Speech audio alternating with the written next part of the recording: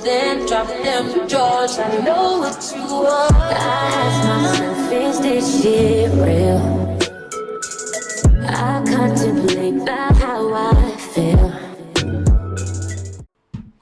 Ow! I keep hitting my elbow. Oh my god, I just did the stupidest thing ever. I was listening back to my other podcast episode, and you hear it as well, and I'm like, why is the quality really shit? And I realized that, yes, the microphone was plugged in the whole time, but it was set to my laptop microphone. So trust me to do something as fucking stupid as that. Anywho, I'm really excited about this episode because I wanted to... I'm just making sure that this... Okay, I just wanted to make sure that I didn't do it again. And we're good. So this episode probably is my favorite. I love talking about this type of stuff because I used to be... Anyway, I don't want to give too much away. So this episode I want to talk about why you keep attracting the same goddamn men or women. Why you keep motherfucking attracting them. Love it. I can't wait to dive into this one. Before I do, you know what's coming. I do have one-on-one coaching available, 60 minutes, if you would like help with this topic or any topic that I have mentioned or anything that I haven't mentioned. Okay, let's just get into it because I'm really excited. So, at some point in your life, you accepted that you only deserved what you have received in the past. What I mean by this is, like, at some point in your life, you received some form of relationship or treatment from a person, and you have since accepted that as what you feel worthy of, and hence why you attract that in every single partner. Now, there are so many things to, like, dive deep into this. And I haven't written any notes down because I just got too excited. So I'm going to try, you know what I mean, keep on topic. I just wrote something down while I thought about it. So this is trauma. Trauma from childhood is what I was going to say. Yes, trauma. I love looking at, like, I don't really like it, but I look at guys because I've done a lot of work on myself. Let's be honest. I've done a lot of work to get to where I am. And I was a people pleaser. If you know what a people pleaser is, I was seeking validation from men in particular, everyone, but like men in particular. And I based my worthiness and me feeling good enough based on you know, how they treated me and stuff like that. You know what I mean? So, like, I would bend over backwards, do things I didn't want to do. I couldn't say no, do all of those things just because I felt like, well, I'm not good enough anyway. You know what I mean? But here's the thing. Like, where do I even begin? It's all in your head. Let me just say that. It's all in your motherfucking head. You are worthy of what you deserve. You're worthy of. So if you honestly think that you're not good, you're deserving of that loving relationship that I think we all crave. We all want unconditional love. And if you don't feel like you truly, truly think that that you're capable of being in that relationship, or that women are capable of that, might I say, then that is your mentality. Now, I hear a lot doing OF. Obviously, I get a lot of guys, you know, that reach out to me. I have guys that want help with this particular topic, and their perception, the way that they view women, is their issue as well. Based on their past experience, everything is literally just based on what has happened in their past. They believe that because they were fucked over, they were cheated on, blah, blah, blah, that all women are cheaters. I mean, can we blame them? But no, it is all it's your responsibility to understand, first and foremost, that the shit that has happened in your past doesn't define you, but we attracted these certain people in our lives that have fucked us over, that have treated us a certain way for a reason, because of our trauma. Right? If we truly knew who we were, if we truly felt worthy, good enough, we would have set our boundaries and not let someone treat us like that. That's what I'm like now, right? But before, I used to be the same because I was a people pleaser, because I didn't feel good enough. I attracted these shitty relationships, these shitty guys that would be hot and cold with me, that would want to use me per se, because I felt like that's all I was good enough for. So if you're someone that's like looking at your life and going, well, fuck, I've just been attracting the same type of men or women, then you're just repeating the same shit based on your trauma. Literally. And what happens is when life presents, this is the second part, when life presents you with this type of person, it is a test. It is a lesson. It's like, are you going to finally do the work and actually set your boundaries and know your worth to say no to them? If not, guess what's going to happen? You're going to have to go through it all over again. And how fucking shit is that? Trust me, I know. So you may as well just fucking learn the lesson. And by learning the lesson is doing the work on yourself and realizing what patterns are coming up that I keep attracting in these partners, and how do I feel when I'm put in a situation with like meeting new people. Meeting new people is often like, you know, a very good indication of, okay, what is the shit that keeps coming up? Like, for example, if, you know, like someone like me who takes a fucking long time to reply and I leave people on red, unfortunately, I'm so sorry, that's not a good thing, but that could trigger people. That could make people feel that they're not worthy enough, they're not good enough, right? I get that all the time in my DMs, like when I don't reply to a Snapchat, because I'm the type of person, I've discovered this is my ADHD. I hate seeing them all blue, those blue squares. I fucking hate it. Or the red squares. I may as well just click it open, even though I don't have the energy to respond or I don't want to. As long as they're open, I feel at ease. That's going a bit off topic. But yes, I have received that type of feedback where immediately they assumed it was them. And that's a trauma. That's a trauma response. So if you are someone that's like, this is resonating with me, yep, I keep attracting the same narcissistic man or narcissistic female, or I keep getting hot and cold results, whatever it is, first of all, you need to look at, well, what are my beliefs about relationships? Because most of the time, all the time, your beliefs are what obviously you're attracting. So if you do have no offense, shitty mentality on like, well, you know, all women are cheaters, or I can't attract, this is a big one. There is no decent women. There are no nice, genuine women. They're all, you know, sleazy. They're all whatever, like users. That's your fucking beliefs. That is your beliefs. Or another one is, I'm never going to find the right partner.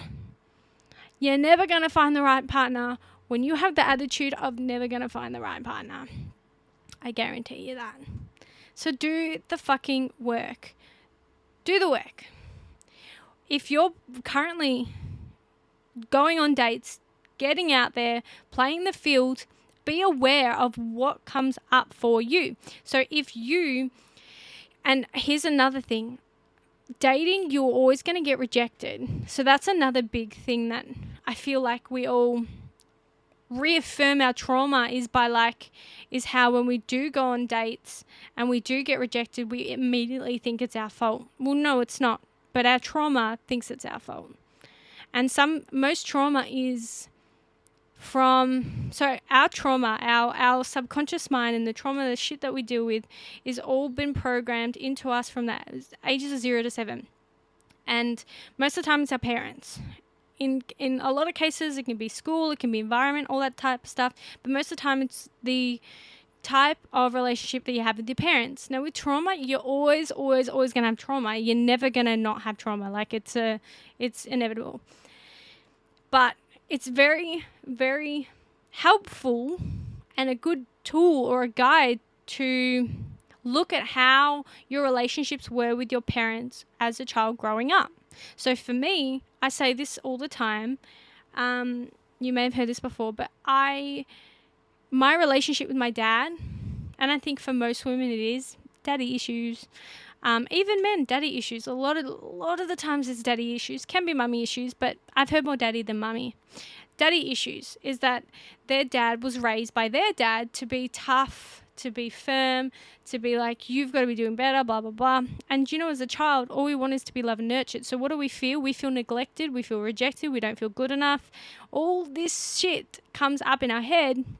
And unfortunately, because our mind isn't developed, because we're in that theta state, brainwave state of like, it's like the hypnosis type state, where what happens is our mind is just feeding in all this information. It's not rejecting any. So when we have a conscious and a subconscious mind, we have the ability to reject information. But unfortunately, when we're in the theta stage, whatever, we're in like, we're just feeding in all this information. So this is just what happens. It's what happens. We have daddy issues, we have mummy issues, we don't feel good enough. There are times in our lives where, you know, your mum or your dad says, stop crying. So then you take on this belief, like, you can't fucking cry. Like, it happens. We all have this shit. So we got to deal with it. And having the perfect opportunity of actually being invited is the wrong word, into a toxic relationship will help us be able to see what our trauma, specifically those type of traumas, is and what we need to deal with. So use it as a tool if you want. If you really, really, really want just a loving relationship, then you got to sort out your trauma. And you don't have to know exactly what it is. You just have to know how it makes you feel. What are you feeling? Do you feel neglected? Do you feel like you're not good enough? Do you feel like you've been abandoned? What is it that you're feeling and that you're going through, and recognize that? Because when the more that you work through that, the feelings of how things make you feel, like how a female would make you feel if you went on a date with them and they rejected you, what are you feeling? And you're like, fuck, I feel like I'm not good enough. I feel like I'm not good enough. Well, hold on. It's not that I'm not good enough. It's just that she wasn't the right one for me. Oh, but I'm still not feeling good enough. Why am I not feeling good enough? Oh, it's because my whole life I haven't, you know, with my dad or my mum, they were tough on me. And I never really had that love, that nurture that I could have received.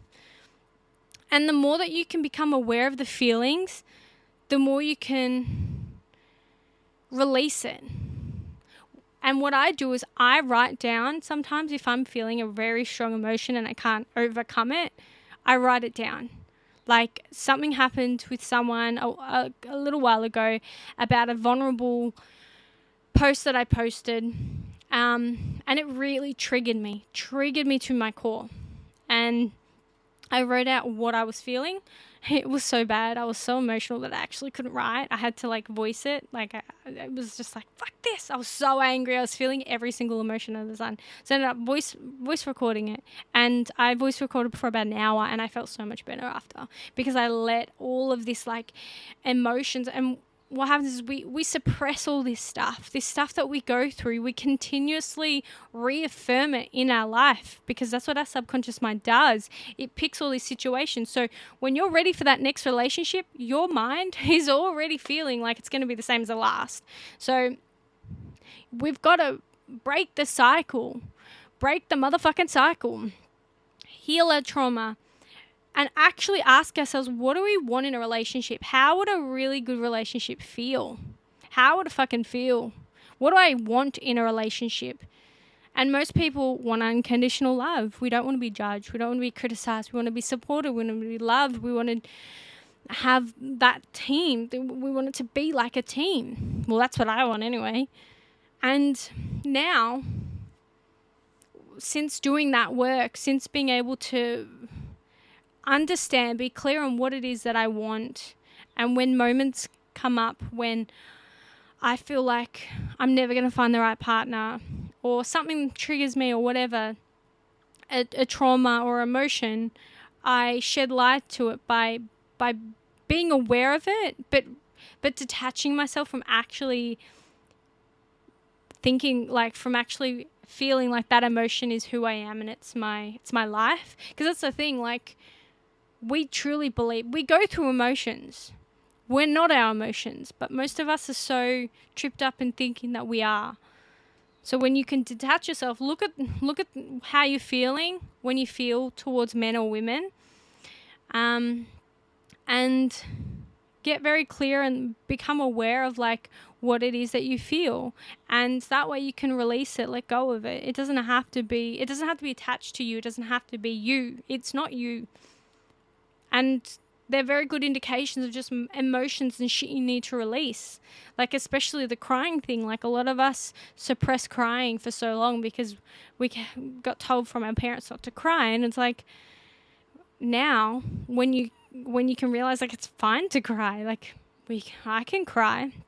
Like, I cry all the time now. And I don't shame myself at all for crying. So remember that, like, the past is a past. It doesn't have to be you don't have to keep on experiencing the same types of relationships. But I will tell you this, when you do get faced with when you do the work and you do get faced with someone that you pick up that was like your ex, that is a lesson. It's a challenge. It's a perfect opportunity for you to set your boundaries and go, well, actually, I know I'm worthy. I know I'm good enough. Because this is exactly what will happen when you're like, okay, Jesse, I'm going to fucking do the work. I'm ready to do the work.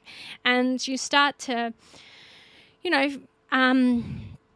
feel like you set your boundaries within yourself of like, I know what I want in a partner.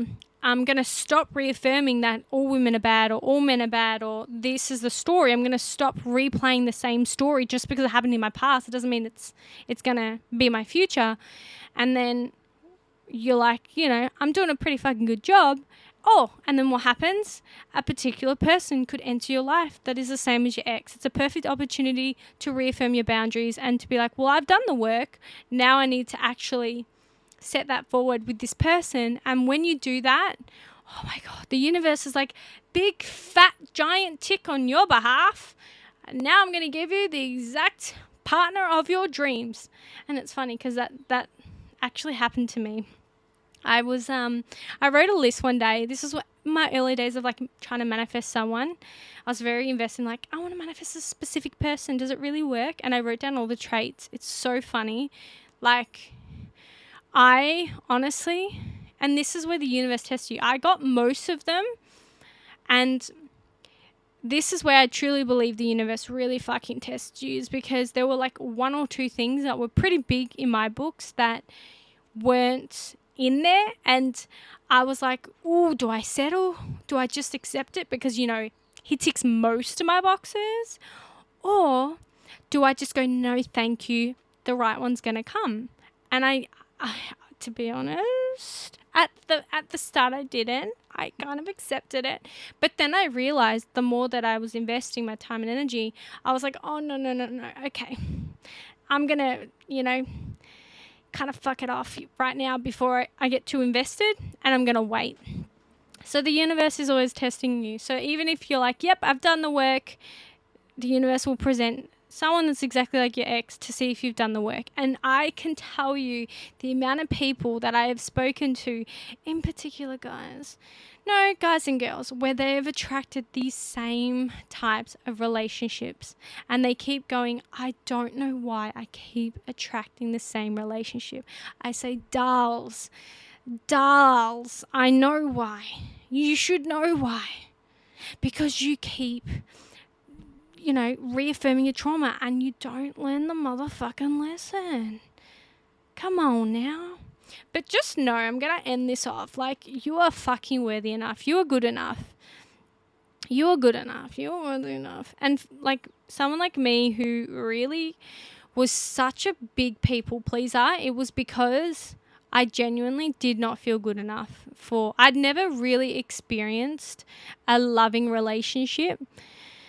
Until obviously, like, I met my ex and we had a really good relationship. Now that I look back at it, I'm like, oh, I kind of conformed. But the relationship, all in all, like, it was not at all I guess, toxic or anything like that. My relationship before that was, but I look back at it and it was funny because I was the same person at the start of my ex's relationship as I was with the previous one.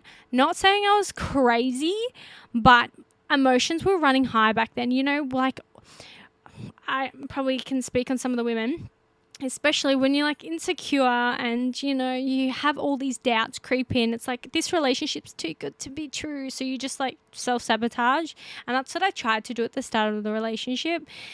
And thank God she fucking stuck around, because eventually, like, it didn't last that long, but I was like, shit, I need to start cleaning up my act. What the fuck am I doing? Because she wasn't reacting. She wasn't, I guess, like, falling for it, if that makes, like, she knew what was going on and she was like, oh, she's just having a moment, whatever.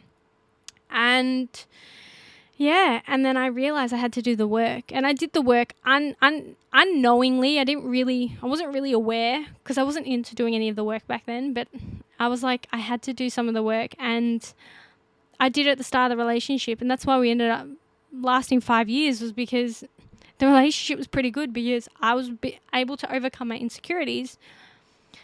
So I guess there's always going to be work to be done. But I think the main thing is, like, stop reaffirming that fucking story. Just because you experienced it, it doesn't mean that you have to experience it again. Like, you just need to, it's like the podcast episode I said before this one, where it was about going against all odds. Like, even though life is presenting you with lemons, you fucking make lemonades, bitch. You make lemonade. So don't look at your past and go, well, this has happened, it's going to happen again. Because whatever relationship you want, you can ultimately have, as long as it's good and positive. You can have it. If you desire it, why not? You just got to get vibrationally aligned, mentally aligned with it. That means doing the work, knowing what you want, doing the work, being aware of the thought patterns that keep coming up, that are rising, so that you can deal with it, and then wait for that glorious motherfucking relationship to come in. But before that, you're going to get tested. So make sure you pass that test first. Okay. If you want help with the relationship, if you want relationship advice or further help from moi, then please do book in a call with me.